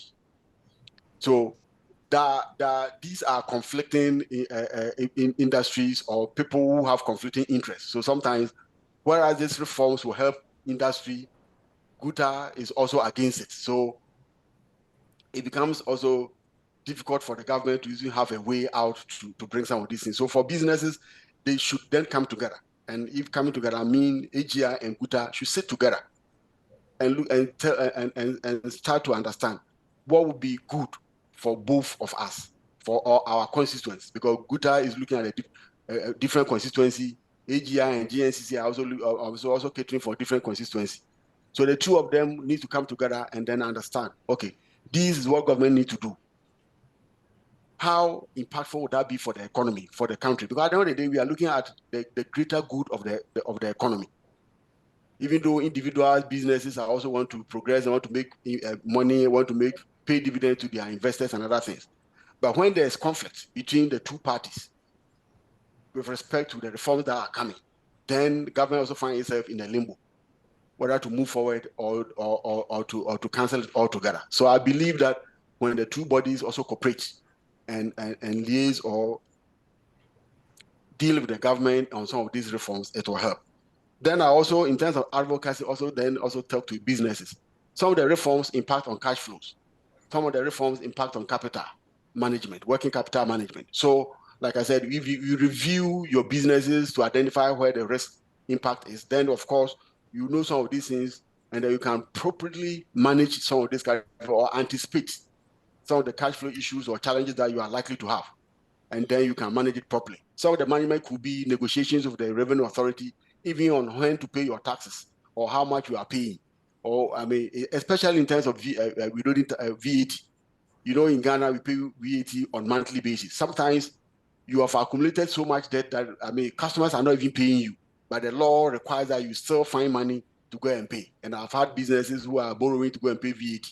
You can do advocacy by going industry-wide to talk to the revenue authority, because what I've also realized is that if you go company by company, sometimes you don't get the response that is required. So I believe that when they come together as a body, as an association, or as sector industries, and they speak to the government, they speak to the revenue authority, sometimes they will be held collectively, and then they can have a way out of managing properly some of these issues or some of these reforms that come out. All right. Thank you. Thank you very much, Kofi. I'll be taking some of the questions and answers that have come into the chat box. Some are comments. I'll take some of the comments. Aside accountability, which is key, the government should make tax payments as easy as possible, deploying technology like Western countries. It came from Yewandi Uni. I'm sorry if I have butchered your name. So it's Yewandi Uni, okay? And I think I agree with you, and our panelists also agree with you. So taxation is not the real problem, but seeming wanton dissipation of the revenue generated from the taxation is what feels uh, causes citizens to feel fatigued of paying tax. Example can be given to back this. How do we ensure accountability with respect to managing revenue from taxation? I'll give Kofi this point to comment on. We are almost out of time, so we'll give you about 2 minutes to try and comment on this question. Thank you, Maame, So how do and we thank you. Yeah, I mean, we seek accountability from the government from so many ways, and I think Wale in his earlier presentation said even how we vote for them. But it becomes to the point that some of us have taken entrenched positions. We support this particular government, so regardless of whether their policies are effective or not, regardless of whether they are utilizing our revenue sources appropriately or not, we continue to support them. But I believe that if we keep changing them because we believe that they haven't met our expectations, they haven't made judicious use of our taxpayers' revenue, and we make it clear to them, then of course they will set up and ensure that they are complying with our revenues. And of course, we also have citizens' assemblies, at least for Ghana, I'm aware, where the government from time to time meets citizens to find out about their management of the economy. And I believe these are some of the forums that we as individuals can also then point out to them or draw their attention. We all need to be citizen vigilantes and be able to speak to the government, either through papers that we send to them or through comments that we give to them to support them. But of course, as I've also mentioned earlier, that yes, the expenditures sometimes might not seem appropriate for us, but we also need to take it in a perspective. Why is the government doing so? People might say, and like I said, if they are spending on road infrastructure, is it good or is it bad? We need to, look at it appropriately in terms of how that one could also augur well for the wider economy. So that would be my comment. Yes, we need to make the government accountable. We need to ensure that we insist on the right things to be done, and then surely we'll get the needed revenues and expand appropriately. All right. Wale, do you have any comment on this one? 2 minutes. Okay, I was just going to say that if you don't ask, you don't get. We need to demand accountability from governments. It's only when we demand that we will get. And I think a lot of us, many of us are so indifferent, to this, and we're so used to suffering that we don't think that anything can get better. So, for example, that is why you see people's reaction. Why should I pay more taxes, right? Because you're not asking government what they've done with the money they've collected. We're not asking, but we're so bask in the euphoria of when government does road. Many times, I hear and they say, "Oh, this governor has tried because he's done 1 kilometer road." That is expected. You can't go to the Western world and you're saying my achievement is to build road. That is the least of what is expected of you. But we, because we're so used to governments coming and not fulfilling their promises, so every small thing that a government, a governor, a president has done, we tend to glorify it. I think it's high time we started demanding accountability, from our elected officials. That is the only then we can actually receive it. Thank you. All right, thank you, Wale. I'll take Mohammed Bash's comments. Say taxation is not the real problem, but okay, I've taken that already. Let me go to the next one from Cynthia Uzuka. He says the first step is government to get the people to trust them. Secondly, tax authorities should treat taxpayers as customers too, and not from area of intimidation. And I think I agree with Cynthia's comments. It seems that our tax authorities are combating their own customers. They're very people that are supposed to bring the money to them. They just are very ruthless with them. I got an example from a client who said he went to the tax authority to actually tell them that, oh, he has not paid, he wants to pay tax. Then by the time he was done saying, I have not paid tax, the kind of tax that they gave to him, he went like, okay, then let me just go into hiding again because I can't do that. What's your initial comment on it? How should the tax authority handle these things? Even if it is a non-compliance issue, how should they handle it to be sure that people who are even willing to voluntarily report, do not go into hiding again? Well, Okay, it's so Wale interesting. can take. Okay, it's Yes. very interesting. The only way to have sustained revenue generation is through voluntary compliance. When people pay because they know that they meant to pay the taxes and they have the belief that the taxes that they paid will be judiciously used, right? That is the only way, right? Now, you then have a situation that you painted, a scenario you painted, where somebody has gone to the tax authority to say, well, I have a liability, right? And the next thing they did was to get the person a big bill, right? Why would such a Yeah. person, or why would somebody else that hear that story go to the revenue and ask, right? So you have so many ghost companies, ghost taxpayers, Mm, okay? And that is why the mm, tax gap, continues to widen, right? The tax gap is the mm, difference between what you expect to generate by way of tax revenue and what you actually get, right? And what this is boils down to, again, is because of the targets that tax authorities have been given. So government has given them mm, targets, and to the extent that they have target they must comply with, they will do whatever it takes to meet that target, if not exceed that target.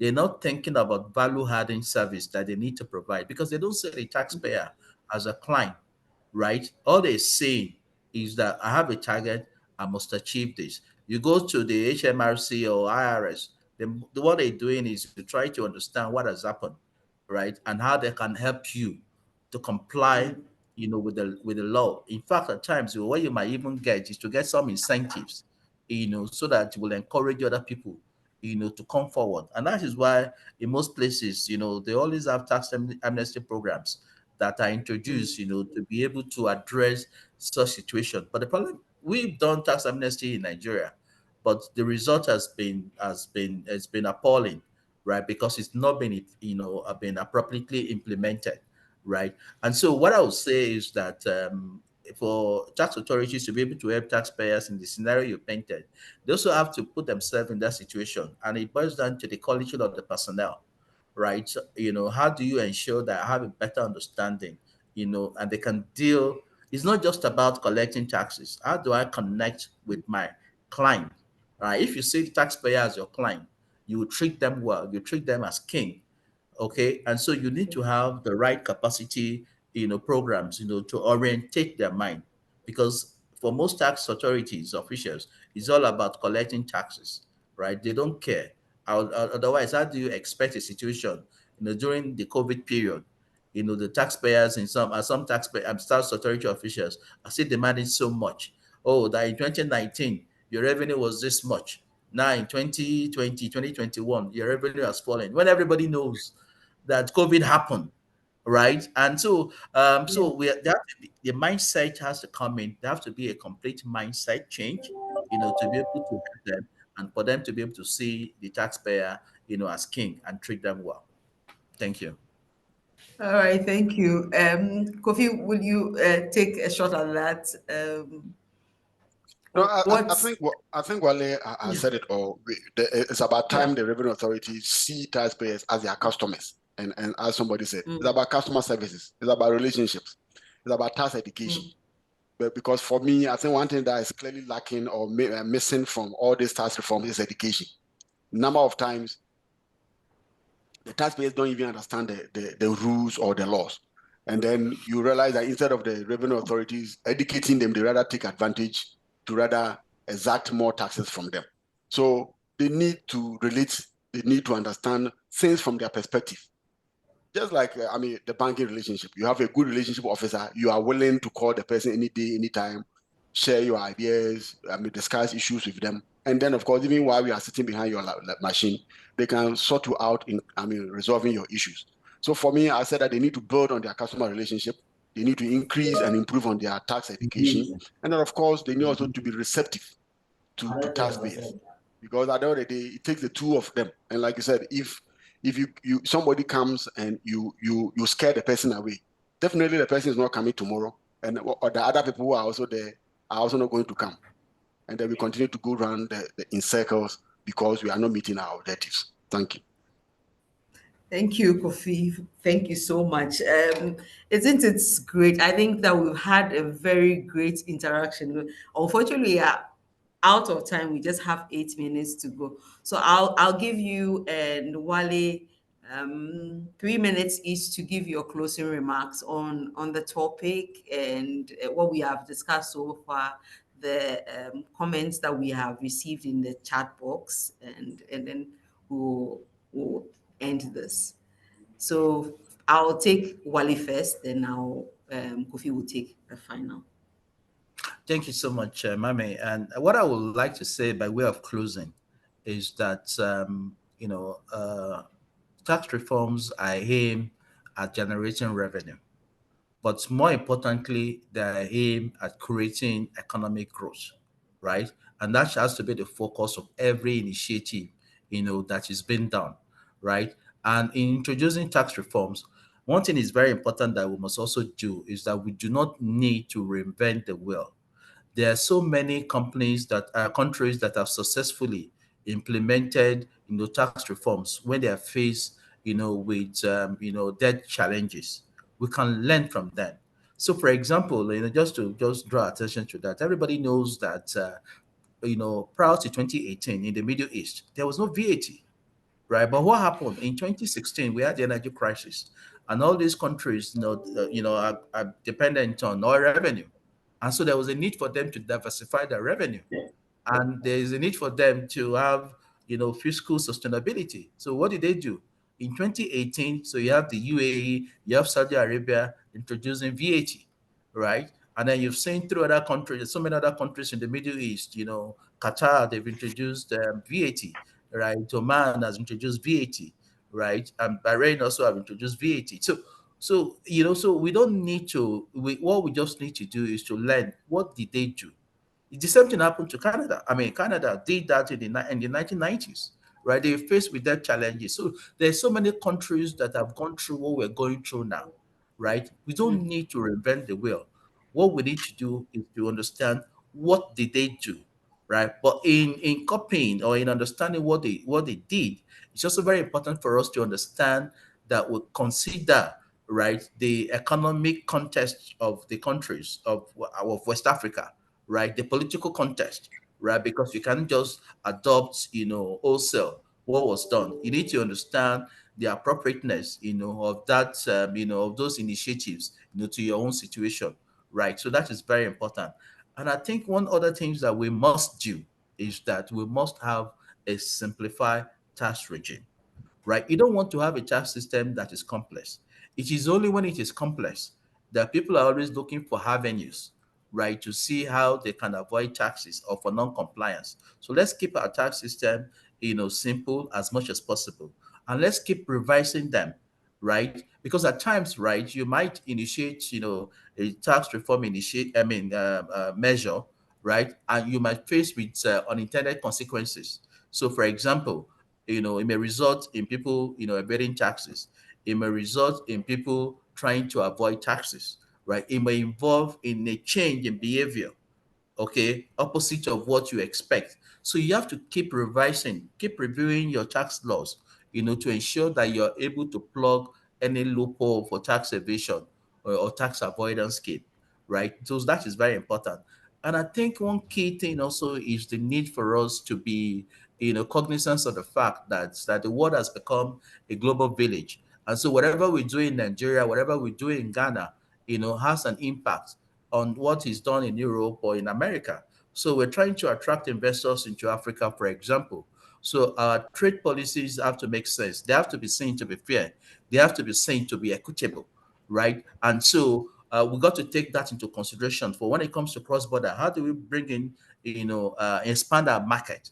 And so all this race to market, Nigeria is trying to attract investors.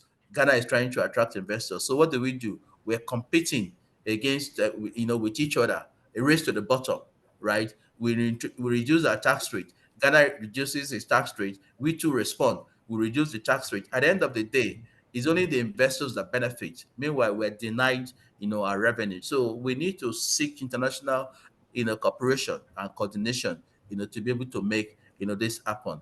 And whatever reform that is initiated, let's make sure that we implement successfully. It's all about implementation. Thank you.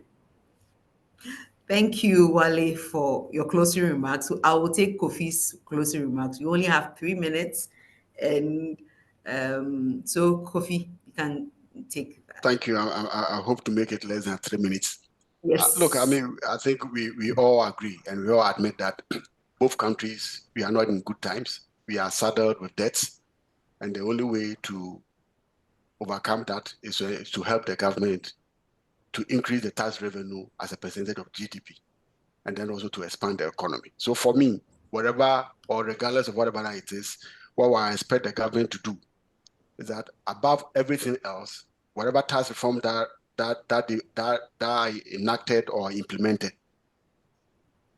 the key lesson for it should be to create an enabling and attractive business environment so that the economy will grow.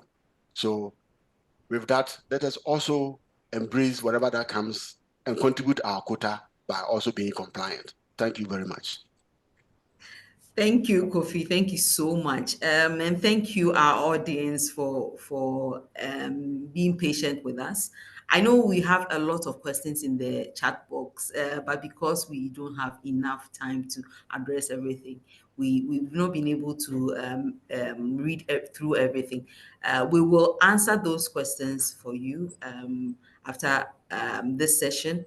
And if you have any follow-ups, you can send an email. Our team will be dropping an email in the chat box. You can pick that email address and then send us any follow-up questions you may have on the topic or any other topic that you prefer. So far as it has to do with tax, I believe the team is capable of responding to you.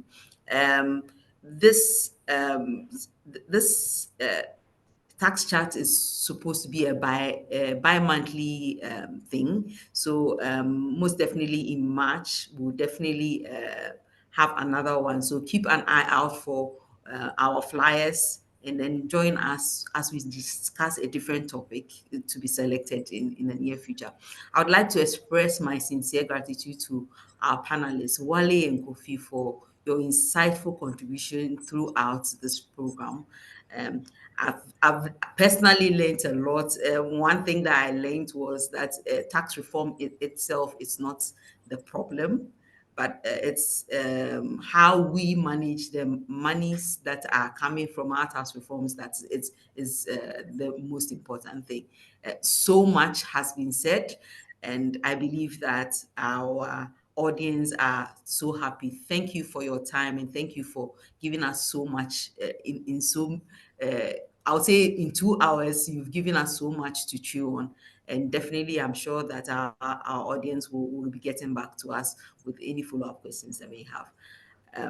Without much ado, I think that we would say goodbye for now and then see you on our next social media tax chat. Thank you so much, Maame. Thank you. It's been an excellent program. Thank you. All right. Thank you. So for Thank the you, time being, everyone. bye Thank for you. now, Have a very nice everyone. day. Thanks. Bye. Yeah, bye, everyone.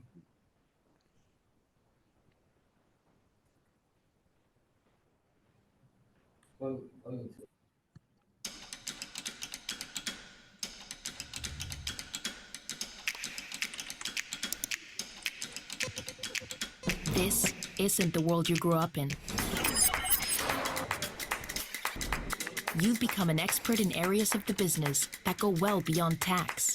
Your organization is more global, increasingly digital. Your business models are more complex. Compliance is getting complicated, and penalties are more severe.